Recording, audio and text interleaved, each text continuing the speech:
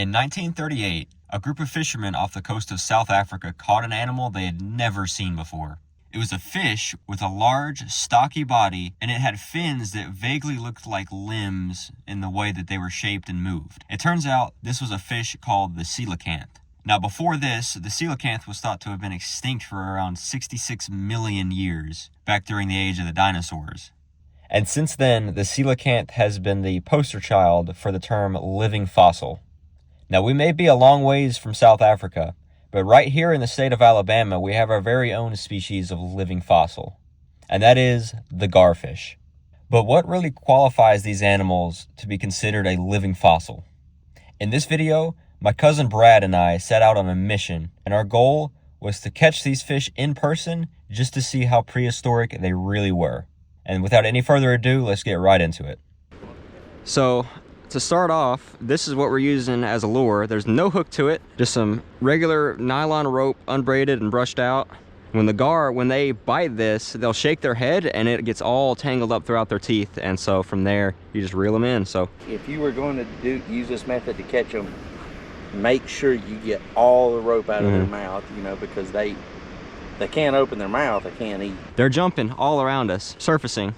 So what you want to do is, unless you just see one, what I do is I throw out there and I let it sink a good ways. The gar are typically stacked from the bottom to the top a lot of times, so if you let it sink and reel it back up, you're going to cross paths with one. Plus, I've just never caught a gar before, so this will be very interesting.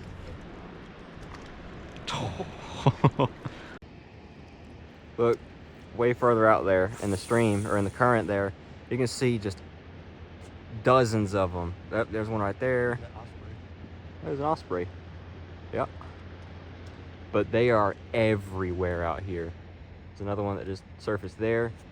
If you had x-ray vision, you could see under the water, it'd probably scare you if you could see how many are actually down there. There's probably thousands and thousands. Look, there's one swimming on top of the water right there. See?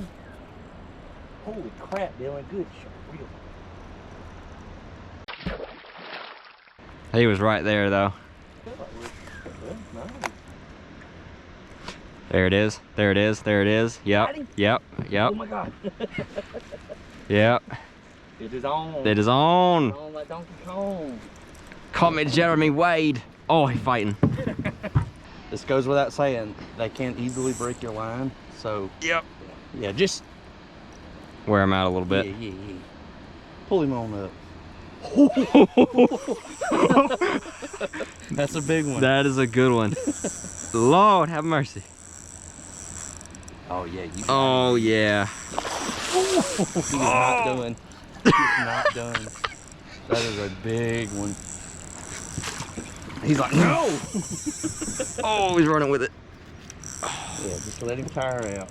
I told you, man, they got a good fight to them. Dude. Look at that thing. That's a pretty one. That is a get that drag up a little. Oh, is the net big enough? No, it is not. I'm gonna have to do something. You're gonna have to do something. Take something. Snatch him. Gosh, dude, look at that fish. Oh. Wow. Dude, that's a big one. That is a big gar. That is a nice gar. Y'all, look at this fish. Right off the bat, first one we caught. How big would you say that is? He's at least 10 pounds. I mean, he's heavy. He's a big fish. Big boy. Big boy. Let's get this lure out real quick and then I'll show y'all what I'm talking about here. Look at this fish, y'all. This is a long-nosed gar. And first of all, let's just get a look at the head right here. That long, slender snout with all those really small teeth, that is a very indicative sign of a mainly fish diet. What they'll do is they'll swim up into these small schools of fish and they'll just swim in and they'll just snap left and right. Nothing can get out of that mouth as soon as it goes in. It is done for. And I mean, it just looks just like some sort of alligator or crocodile. What's that one species called? A gharial or what? Yeah, the gharial crocodile. That's kind of what they look like. Yeah. And then look right here. Look at these scales. Like, feeling of it, it just feels like armor. Just pure armor. And I promise that's not hurting him. Yeah, that is not hurting this fish at all. They are tough. So these scales are actually made of a a material called ganoin, which is very similar to teeth enamel. And yeah, I could not have caught a better fish.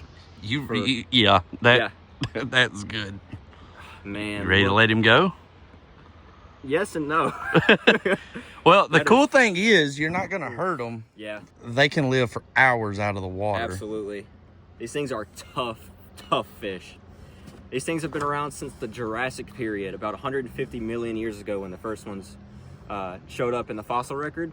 And they've just been, I was going to say evolving since, but not really. They're very similar to their prehistoric relatives. This particular genus, Lepisosteus, I think is the name, they've been around since, I believe, the Campanian period, around 75 million years ago during the Cretaceous period. And they just have, dude, I cannot get over that, man. That is crazy. There's 7 living species of gar in the world right now. And I'll put an ID up on the screen right now of what species exactly this is. This is such a nice looking fish though. Look at that. Yeah, people consider them trash fish, but they really are pretty. Right. I mean, they're very cool. Yeah. Man. I can't And they fight hard. They do fight really hard. So yeah, they're really the perfect organism as far as like fish go, because there's nothing in this river that's gonna eat them. There's no alligators here. I suppose, you know, when they're babies, you know, other fish can swallow them whole, but once they get that size especially, there's nothing that can touch that. Yep. Nothing. And their eggs are actually poisonous, if you didn't know to mammals and birds. To mammals and birds. Not fish. Oh, really? Not fish? No. Yeah, that's the weird part. Right. And just so you know, I know we mentioned it already, but keeping this fish out of the water this long is not hurting it at all. These things can live for hours out of the water.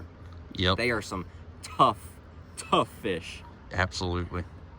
And so with that being said, I think it's about time to let this guy go. All right, buddy. Don't scratch my beautiful boat. There he goes. Yeah, see, he was not hurt at all. He was ready. So here's the lure after the fact, and it may or may not have just hit an IED. Just completely, just gone. But we're gonna try it out. Yeah, I got the GoPro on the chest now, so it's not gonna be as awkward on my head. And I'm hoping it caught that last fight pretty well, because that thing fought for real. Well, they fight weird too. Like they come up, when you pull them up, they're like, I don't understand this. We just don't know what to do. Just mental flashbang. And I may not have mentioned this, but the reason that they're surfacing like that one behind me right there is because their swim bladder is actually modified to kind of like a primitive lung. Especially if they're in areas of a like low energy, low oxygen environment, they can surface and just gulp air. And so yeah, it just shows how tough these fish are. They can breathe air, they have armor, and they are like just the perfect predator out here in these waters. They really are.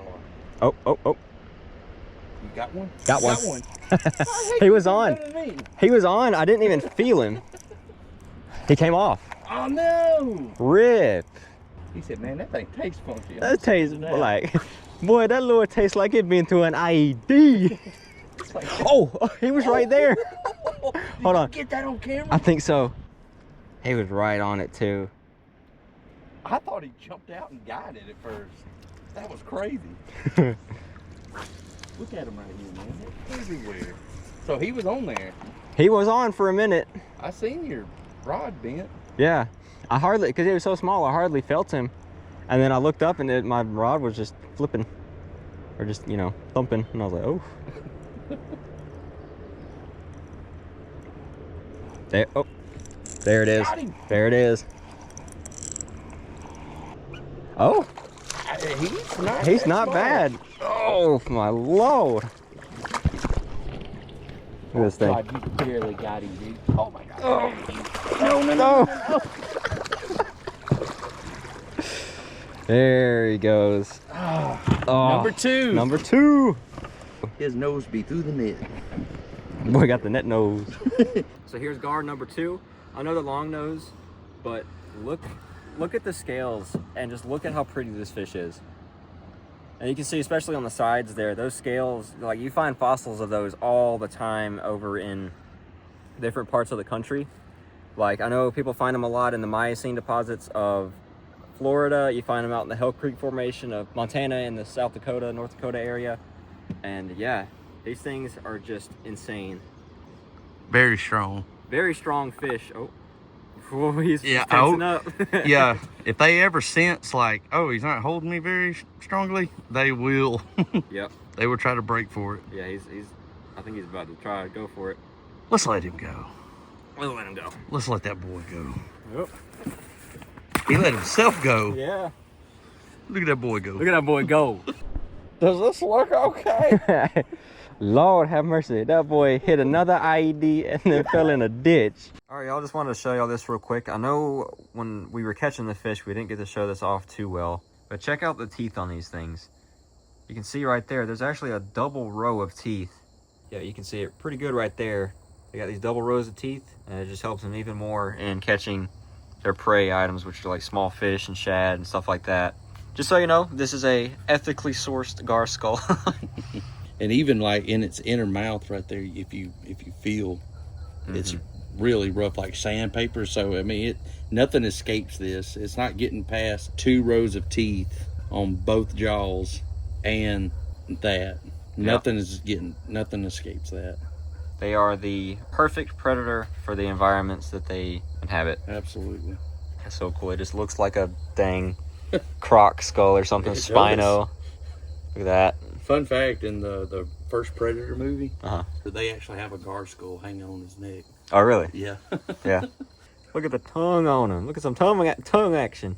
I believe that's the hyoid bone in there that animals have for the tongue bone. Look at the little teeth back here too. I've watched them. They'll bite down here, and they just chomp. They work them down. No matter where they bite down on that fit. Look, my finger can't even get out of here. They're not getting out. Like, yeah. They're done. And that's also why you can't catch them with a hook, because there's no flesh in there. Like, even when they're alive, that's just bone. It's just bone. Now, a hook's not gonna snag that. The only way you can catch one with a hook is if you let him swallow the bait. And I like to release them, and if they swallow the hook, it's most likely going to kill them. They're going to bleed to death. So. Right, yeah. But yeah, if y'all at home want to try the rope lure method of fishing, be sure to get all of the rope out of the mouth. Yes. Because all it takes is one little strand to wrap around their mouth, and they won't be able to open it. So. It's so crazy to see how well these fish are doing just after so many millions and millions of years of pretty much no change. The species we were catching in this video, the longnose gar, is still one of the most abundant gar species in North America. And there's a reason for that. I mean, their scales are basically armor. They have the perfect weaponry necessary to catch the food in their environment. And they get up to some pretty ridiculous sizes. I mean, the ones we caught in this video were decent sized, but they could get a few feet longer. Now, the largest species of gar in North America, the alligator gar, can reach over 300 pounds in weight. Damn, boy, he's thick. Boy, that's a thick-ass boy. And so I hope you guys enjoyed this video.